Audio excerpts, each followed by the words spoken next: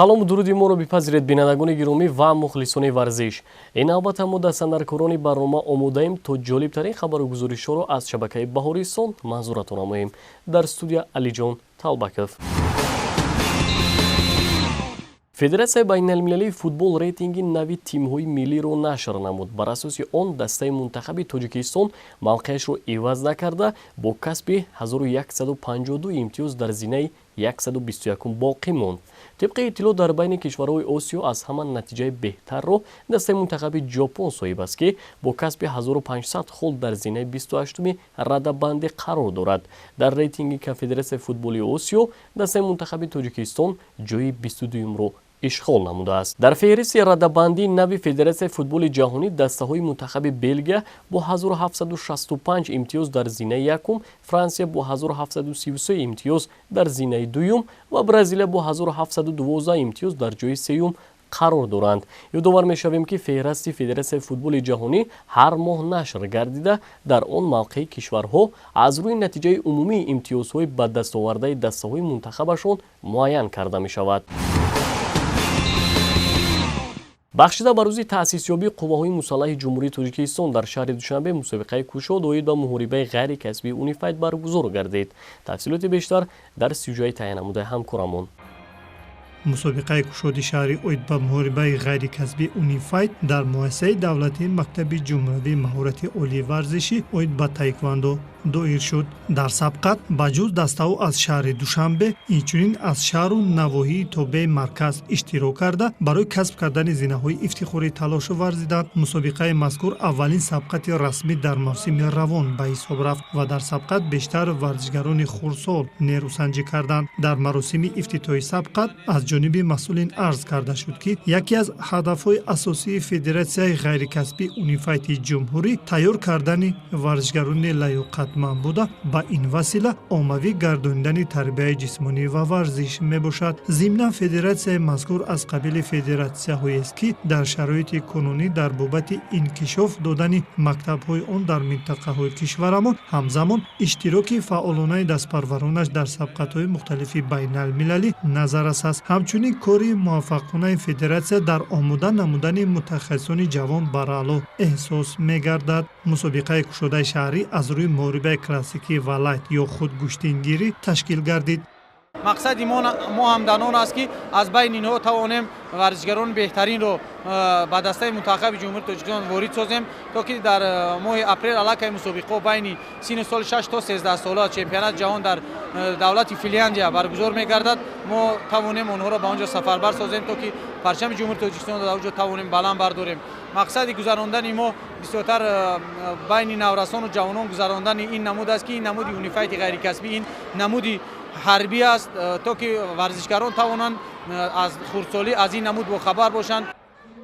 лозим ба ёдоварист, ки нахустин мусобиқаи расмии байналмилалӣ дар риштаи Унифайт дар соли сипаришуда моҳи январ баргузор гашта буд, ки дар натиҷа Умедҷон Бобозода дар сабқати осиёии зимистонаи Унифайт ба гирифтани мақоми аввал даст ёфт. ҳамзамон номбурда дар ин ришта аввалин медали тиллоии мусобиқоти ҷаҳониро ба даст овардааст. ин хурдсолон, ки акнун қадами хешро дар ҷодаи варзиш гузоштаву дар қалб умеди фатҳи музаффариятҳоро мепарваранд, аз натиҷаҳои шоёни дастпарварони федератсия ба хубӣ воқиф ҳастанд.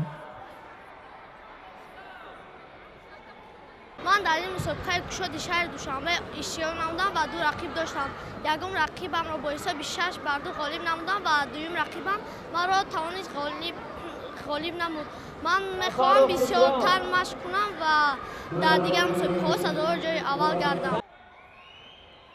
чуноне маълум шуд, дар мусобиқа варзишгарони қуввасанҷӣ карданд, ки аз машқу тамринҳояшон он қадар вақти зиёд сипарӣ нашудааст, аммо дар иҷрои сабку усулҳои хоси муҳорибаи классикӣ маҳорати хуб нишон доданд. зимнан дар чемпионати ҷаҳони соли гузашта миёни кӯдакон варзишгарони мо сазовори 5 медали тилло шуда буданд. салиму фаншервон ҳастам. ман 2 моҳ машқ мекардам. ман сазовори ҷойи якум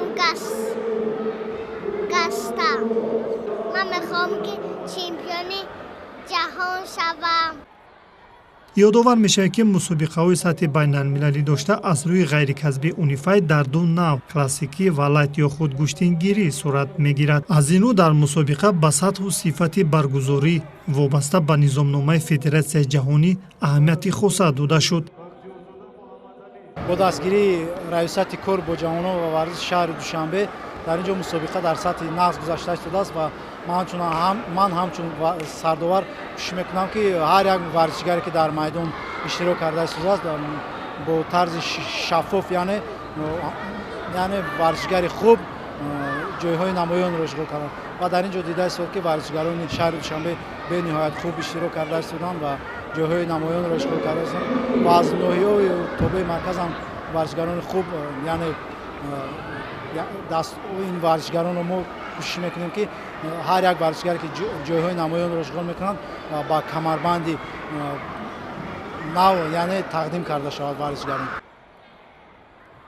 طور قبلا ذکر کردیم در مسابقه اشخاص نیز هنرنمایی کردند که از فعالیت ورزشگریشان کمتر از 2 ماه سپری شده است و این مسابقه به مربیان جوان سنجش بود تا کدام حد شاگردان از عمق محاربه غیرکسبی اونیفاید برخوردار گشتند. باری اول در این مسابقه اشتراک میکنم، جای یکم را گرفتم. من میخوام در مسابقه دیگرم جای یکم را گیرم برای که بسیار مشق میکنم. در آخر غالبان و جایزه‌داران با مدال و دیپلم ها قدردانی کرده شدند.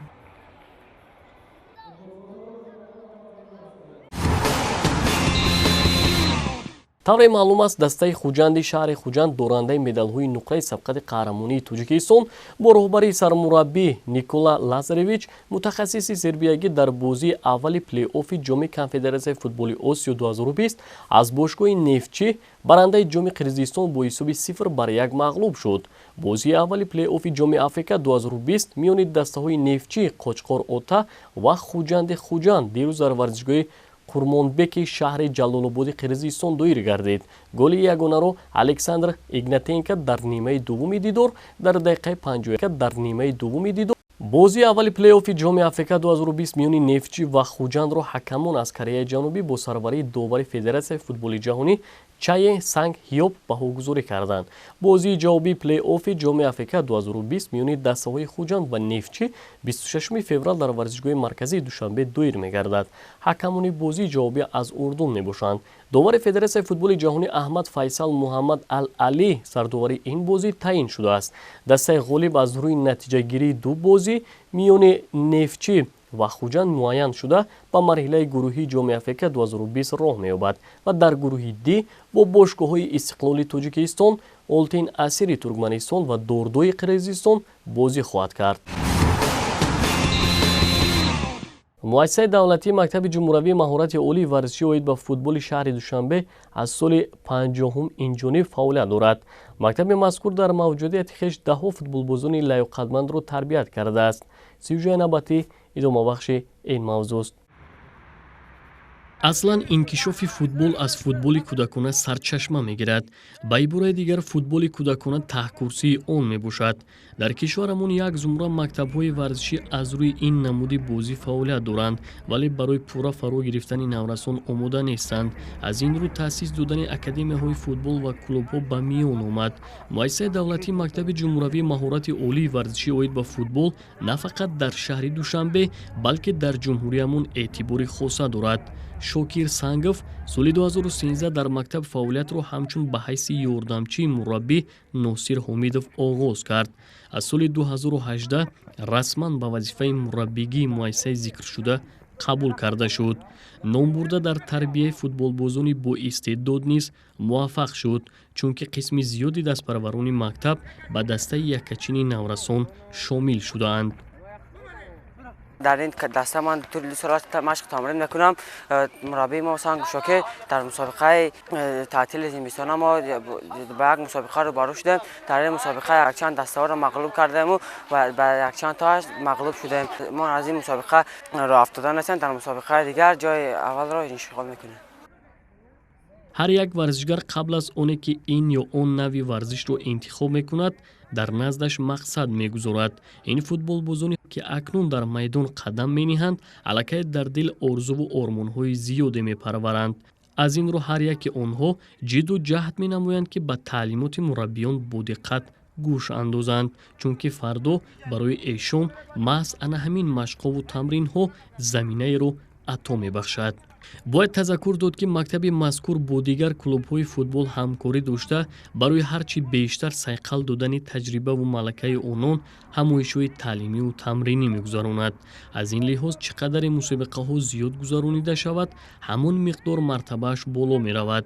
дар ҳақиқат барои инкишоф додану баланд бардоштани сатҳи футбол қабл аз ҳама бояд ба омӯзишу аз худнамоии тарзу усулҳои нав ки имрӯзҳо дар мамлакатҳои абарқудрат роҳандозӣ карда шудааст таваҷҷӯҳи хоса зоҳир кард. ҳамзамон сафарбар намудани наврасон ба академияи давлатҳои хориҷа ба дараҷаи тахассусии эшон мусоидат мекунад.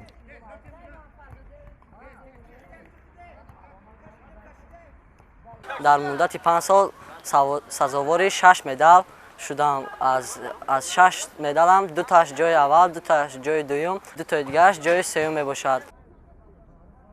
тавре ки баён намудаи мутахассисон пешравии футболро дар мунтазам гузарондани мусобиқаҳо ҳарчи бештар доир намудани курсҳои бозомӯзӣ бо даъвати мутахассисон аз хориҷа, таъминот бо лавозими варзишӣ ва таъсис додани академияву клубҳои футболи кӯдакона медонанд.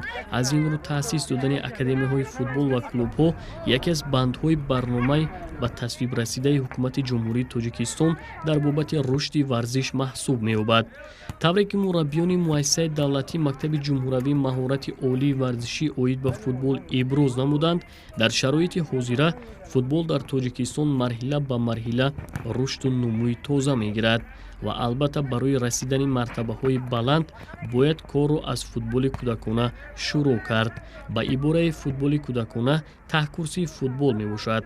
федератсияи футболи Тоҷикистон низ бевосита ба футболи кӯдакона аҳамияти аввалиндараҷа медиҳад. далели ин гуфтаҳо метавонад ташкили лигаи футболи кишвар бошад. дар майдон вазифаи муҳофизатгарро бозӣ мекунам, дар мусобиқаҳои дигар кӯшиш мекунам ки ҷои аввалро ишғол кунам.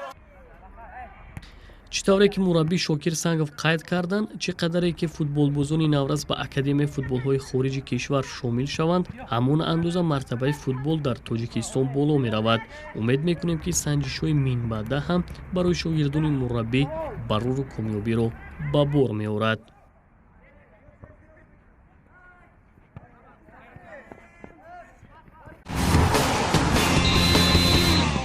дастаи мунтахаби ҷавонони зери 19-солаи футболи Тоҷикистон дар шаҳри Анталия, Туркия ҳамоишҳои таълимиву тамринӣ мегузаронад.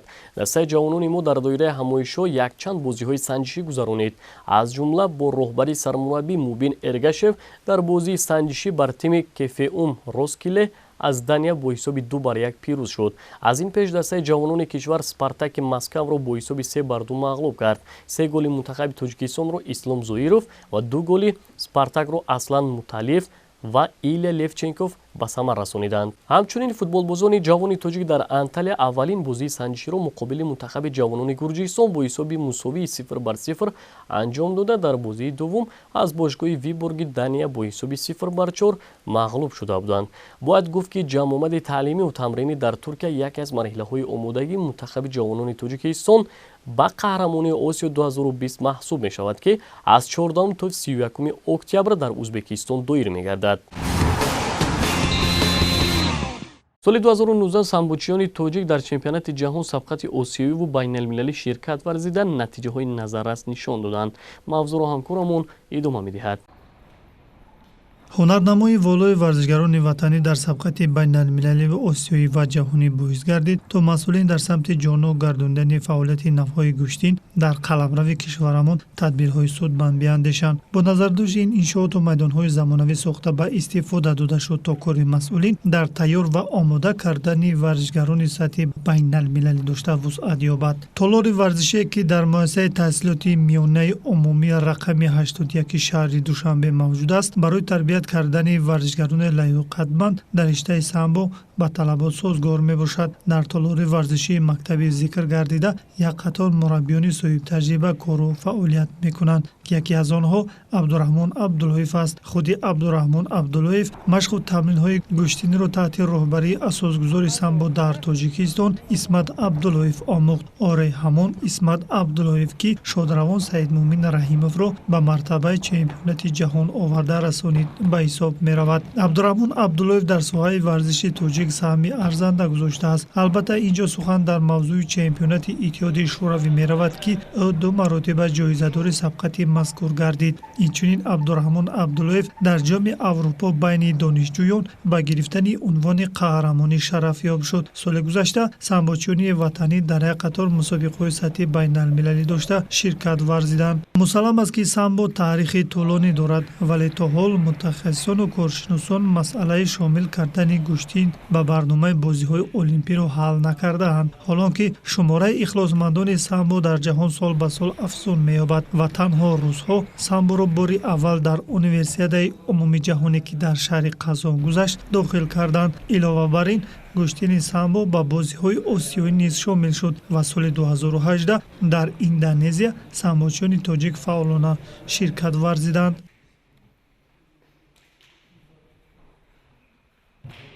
من 5 مدال همین کیلو دارم و همین 5 مدال رو در همون تالار خود به دست آورده. در تالار خودم هم رقیبانی خیلی سخت هم هستند، آنها خیلی پرقوتند. من همون مدال جای دوم رو در شهری گرفتم که رقیب من از بخارا بود و وی خیلی رقیبی سخت بود و وی من رو شکست داد و من میخوام که در مسابقه آینده سخت مشق کنم و همون پرچم جمهوری اسلامی خودم رو بلند بردارم. البته اینه که یک پهلوان به میدان مردانگی رو می آورد توجهش به بازی‌های ملی و یا بخشیدن آن دوچند می‌گردد. یعنی وی خواه و نخواه به آموزش نازکی‌های گشتین ملی نیز می‌پردازد و گشتین ژاپنی جودو اینچنین سامبو که برخی اصول‌هایش به گشتین تاجیکی شباهت دارد در استفاده با صورت عمل و حرکت‌ها هم مساعدت می‌کند. از اینجاست که مربی عبدالرحمن عبداللهیف شاگردان را به مسابقه‌های گشتین سنتی گشتینگیری نیز آماده می‌کند. چمپیونات جهان بین مکتب‌جگان در شهر اریال فدراسیون روسیه برگزار گردید. در آنجا اشتراک کردم ولی متاسفانه سزاوار جای پنجم گشتم. سال 2019 در چمپیونات جمهوری تاجیکستان در وزن 48 کیلوگرم اشتراک نموده سزاوار جای اول گشتم و در چمپیونات آسیا در شهر دهلی هندوستان برگزار گردید. در آنجا اشتراک نموده سزاوار جای سوم شدم و بعد آن در چمپیونات جهان در شهر تاشکند جمهوری ازبکستان برگزار گردیده بود. در آنجا نیز اشتراک کرده ولی متاسفانه سزاوار جای پنجم گشتم و میخواهم که مشق و تمرین‌های خود را زیاد کرده در آینده پرچم تاجیکستان را بلند بردارم. چنان معلوم است در شهر اتیراوی قزاقستان مسابقه عنعنوی بین المللی اوید به سامبو برگزار شد و بعد از پروری مربی مدثر سبحان قلزاده میسر گشت تا سزاوار مدال طلا و صاحب کمربند گردد. خاطر رسان میکنیم که موصوف در سال 2018 هم غالب آمده بود. ماه نوامبر سال 2019 میزبان مسابقه جمهوری قزاقستان شهر اتیراو گردید که در آنجا ما اشتراک کردیم و با 2 حریف خود پیروز گشته در یک تاش باختم. اولین رقیب من از دولت میزبان یعنی قزاقستان بود که با حساب 9-1 او را مغلوب کردم و در دوم رقیبم از دولت روسیه یکی از پرقوت‌ترین ها باختم و برای جای سوم در دور تسلا بخش قرغیز را یعنی از جمهوری قرغیزستان مغلوب کردم و سزاوار مدال برنجی گشتم. همین طریق در سال 2019 سامبوچیان وطنی در چمپیونات جهان بین بزرگسالان صاحب 2 مدال برنجی گردیدند. مدال‌ها به خوشقدم خسرو و سوربون لطیپوف متعلق است، اما پهلوانان تاجیک نتیجه بهتر را در سال‌های 2017 و 2018 منظور کردند. انیق‌ترش عنوان چمپیونی جهان را کسب نمودند. بینندگان گرامی، این بود آن همه خبر و گزارش هایی که ما هیئت ایجادی پیشکشتان نمودیم. مطمئنیم که در آینده تربیت جسمانی و ورزش رو سرمشق کار هر روزه خویش میدونید. خیر، شاد و پیروز باشید.